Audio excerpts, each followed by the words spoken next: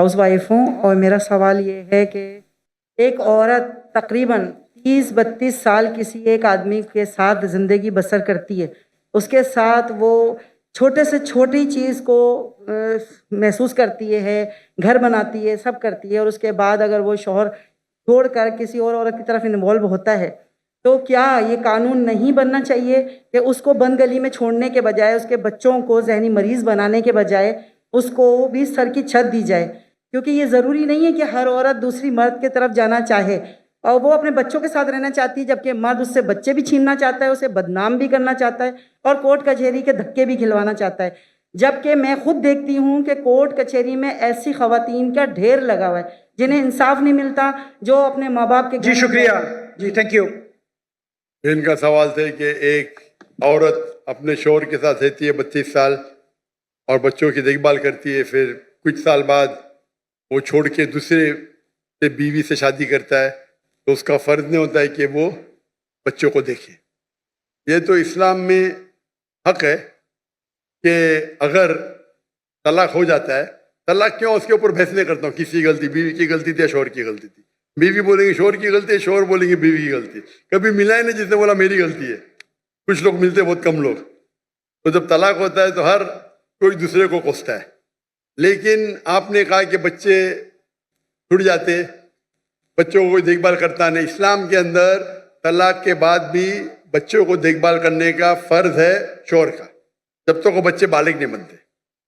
ये basic ruling है, इसमें कोई दो राय नहीं है। अगर माँ बच्चे का देखभाल करती है तो शौहर को अपनी बीवी को, जो पुरानी बीवी थी, उसको महीने का खर्चा देना चाहिए बच्चों की देखभाल करने के लिए।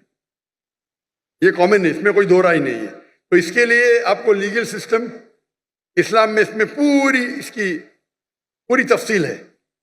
अगर यहाँ फॉलो नहीं हो रही है, ये आप मलेशिया में जाइए, माशाल्लाह मलेशिया में शरिया कोर्ट है।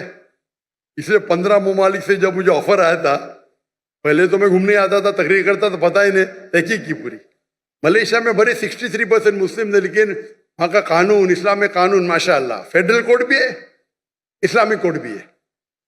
तो ऐसे मामला वहाँ का सोल्यूशन एकदम माशाल्लाह एकदम जस्ट है। तो यहाँ भी अगर इस्लाम में सब कानून बने हुए, क्या होना चाहिए, किसको कितना देना चाहिए, खर्चा, सब है, ये इस्लाम में है। नहीं इस्लाम में, यहाँ नहीं तो मैं तो अभी जो यहाँ नहीं तो मेरी गलती है, तो मेरी गलती है। मेरा ख्याल है कि एक कानून ऐसा बनना चाहिए कि जिसके अंदर अगर औरत के साथ इस तरह का कोई मामला आता है जो उसमें बहुत लॉन्ग टाइम बाद अगर मर्द उसके साथ इस्लाम में कानून तो उसे सर की छत दे, इस्लाम में औरत को दे। बहन, इस्लाम में कानून है, अभी पाकिस्तान में उसका इम्प्लीमेंट नहीं हो रहा है, तो मेरी गलती क्या? बराबर ना? आपको मलेशिया में आके रहने का तो मैं इंतजाम करता हूँ इंशाल्लाह। इसीलिए मैं मलेशिया चुना। इसीलिए भाई साहब ने जब पूछे तो मैं बोला जिस दिन मुझे पाकिस्तान से मोहब्बत है, जिस दिन पाकिस्तान, मैंने कहता कि मलेशिया में 100% इस्लामिक कानून है। दुनिया में कोई भी मुल्क नहीं जिसमें 100% इस्लामिक कानून है।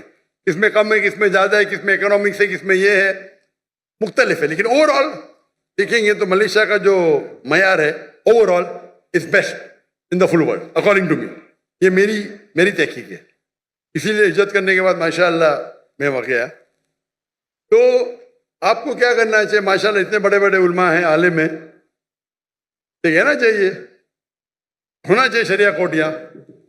वहाँ तो नॉन मुस्लिम होने के बावजूद 37% नॉन मुस्लिम है, फिर भी माशाअल्लाह इस्लाम की हिफाजत हाई लेवल पे माशाअल्लाह।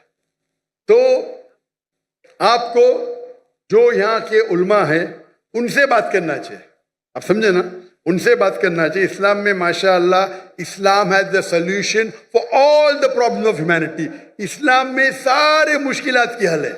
वो प्रॉब्लम है, हम उस पर अमल नहीं करते। सर, मर्दों को इस बात की इजाज़त दी गई है कुरान में कि 4 शादियां कर सकता है। वो इसी खुशफहमी में मुब्तला है कि मुझे इजाज़त मिली हुई है।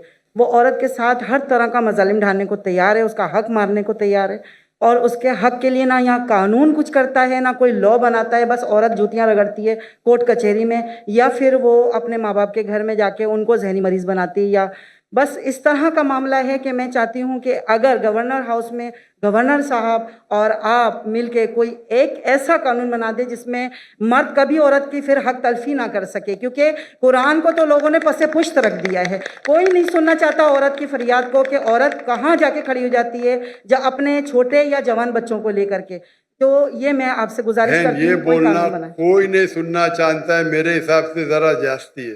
گورنر صاحب سنتے، میں بھی سن رہا ہوں، میں سن رہا ہوں نا، کر کچھ نہیں سکتا ہوں، الگ بات ہے۔ یہ بولنا کوئی بھی نہیں سن سکتا ہو، یہ کوئی بھی، اکثر لوگ نہیں سنتے، بولو میں مانوں گا، کوئی بھی نہیں بولنا ذرا، ٹھیک ہے کہ نہیں؟ تو اگر مرد جاستی کر رہے آپ بھی مت کیجئے، آپ سمجھے نا؟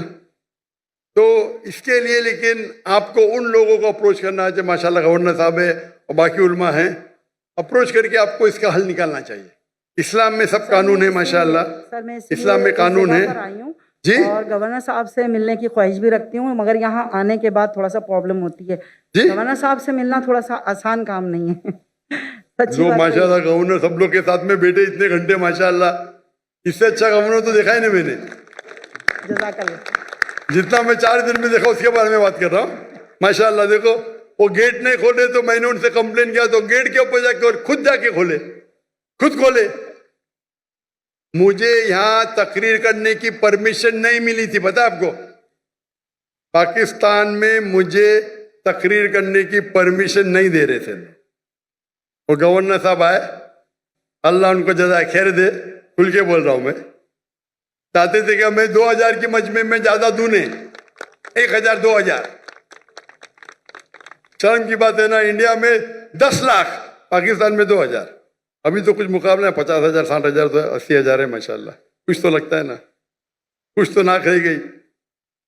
یہ سب نہ کہ مجھے چاہتے تھے، لیکن آپس میں انٹرنل پالیٹکس ہے، یہ تو آپ کو صحیح انسان کے پاس جا کے التجا کرنا چاہیے، اور انشاءاللہ آپ کے جو مرد حضرات بھی ہے جو ہے، انشاءاللہ وہ بھی آپ کی مدد کریں گے، اور امید کرتے کہ انشاءاللہ جو بھی مشکلات اس پاکستان میں ہیں اللہ اسے حل کرے۔ امید ہے کہ انشاءاللہ کہ پاکستان کے بھائیوں اور بہنوں قرآن پہ عمل کرے، سمجھ کے پڑھے بھی، اور انشاءاللہ امید ہے کہ انشاءاللہ پاکستان اور پوری دنیا میں شریعت انشاءاللہ حافظ ہو۔ وآخر دعوانا الحمدللہ رب العالمین۔